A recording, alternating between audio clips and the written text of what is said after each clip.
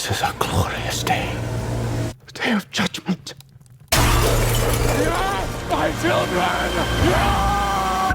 There's no discharge in the war. Yours truly, Brevin Thompson, is back this time to talk about 28 Years Later, which was directed by Danny Boyle and written by Alex Garland. Given the film's title, the film is of course set 28 years after the initial outbreak of the rage virus. Europe has managed to contain the virus while the UK is under indefinite quarantine, and any survivors who are left in the UK must defend themselves against the rageful zombies. Up in the Highlands, a man named Jamie and his son Spike, played by Aaron Taylor-Johnson and Alfie Williams, leave their fortified village and go out into the mainland, which is sort of their village's rite of passage in order to prove that the youth can defend themselves against the zombies.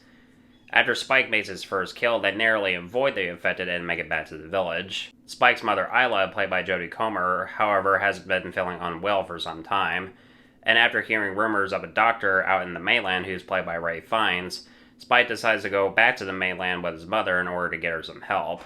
But it won't be easy given that the mainland is crawling with the infected. I should start off by talking about how I felt about the previous two films, 28 Days Later and 28 Weeks Later. 28 Weeks Later was the first film in this series that I saw when I was 13, and I didn't watch 28 Days until I was a year older. And given that I was already a fan of zombie movies, I was a huge fan of 28 Days Later, and it was very unique and very different compared to what we see in most zombie movies.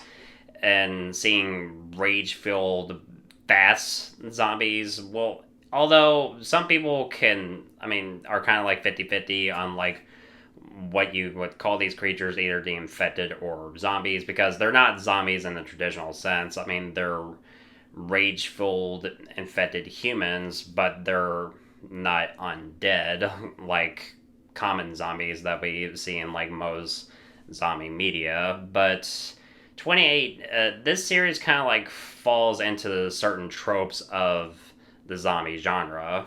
So I love 28 Days Later, and when it comes to 28 Weeks Later, I thought it was good at first when I first saw it, and when I watched it recently in preparation for 28 Years Later, I thought it was fine and watchable, but not as great as 28 Days Later. And now that I've seen 28 Years Later, I'd say this was definitely worth the wait and such a great sequel to 28 Days Later, and much better than 28 Weeks Later. And despite the film being shot with the iPhone 15 Max, and with drones and certain exterior and interior shots, the film looks stunning throughout. And while the original film kind of gave it like this grainy found footage type look, with it being shot digitally, the film looks stunning despite the film being shot with the iPhone 15 Max.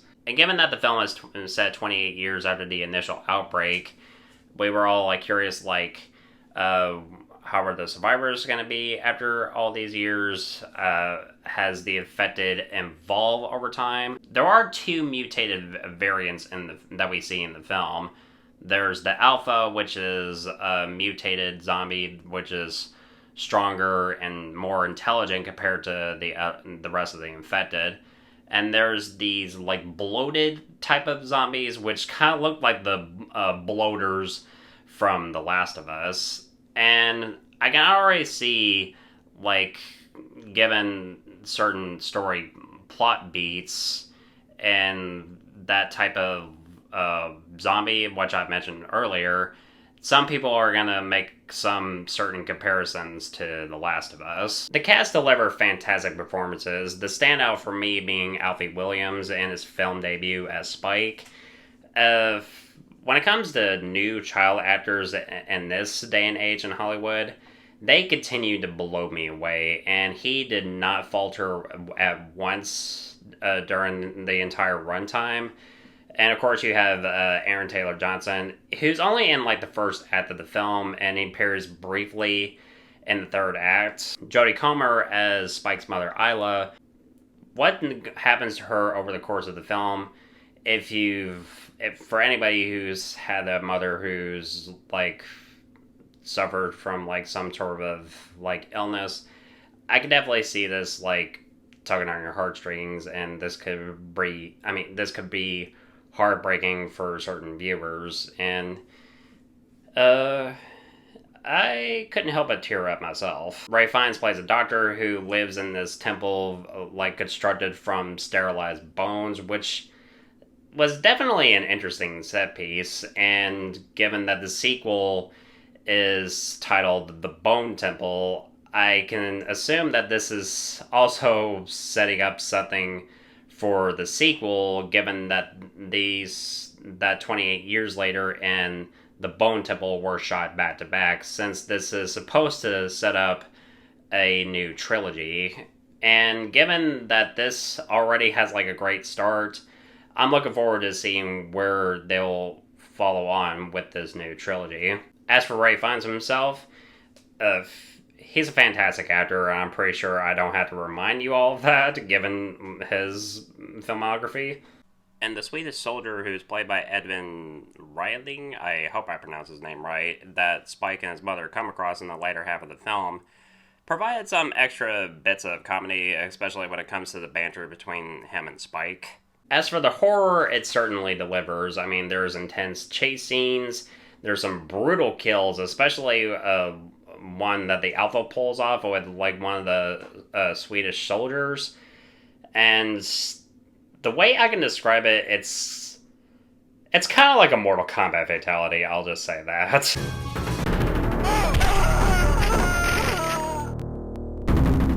Sub-Zero with fatality.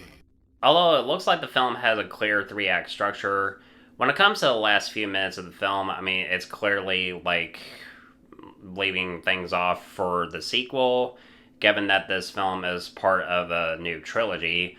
The last few minutes, I can see it throwing off like a few people, because when you watch like the last few minutes of the movie, something happens, and given the tone of the rest of the movie, I can understand it doesn't like match the rest of the movie, and it just comes right out of nowhere, and I can understand people going like, what the fuck? Where did this come from? So, if you want me to, like, nitpick certain moments, that was really only, like, my only minor issue with the movie. But outside of that, 28 years later just did not disappoint me whatsoever. I love this movie. It's definitely one of the better zombie movies in recent years. It's one of Danny Boyle's best since probably Slumdog Millionaire, and that's a lot to say. And I love this man's work, and I really can't wait to see what they do with this new trilogy. We got till January, till 28 years later, The Bone Temple, so really can't wait to see what they'll do with this new trilogy. I love the direction that they decided to go with. Despite the film being shot with the iPhone 15 Max, it looks stunning. I love the cast, and Alex Garland's writing is spot on. Boyle's direction is spot on. I just don't really have much negative to say about this. 28 years later is just a fantastic film. And if you're a fan of this series, I would recommend checking it out as soon as possible. You won't be disappointed with it. Outside of like the last like few minutes, I mean, I can understand that throwing some people off, but that's only like my only minor negative. So I'm going to get 28 years later an A. So what did you think of the film? Let me know in the comments below. And guys, thank you so much as always for watching. Looking forward to doing more videos really soon. And if you want my thoughts on old or new movies, of course, you know where to find me.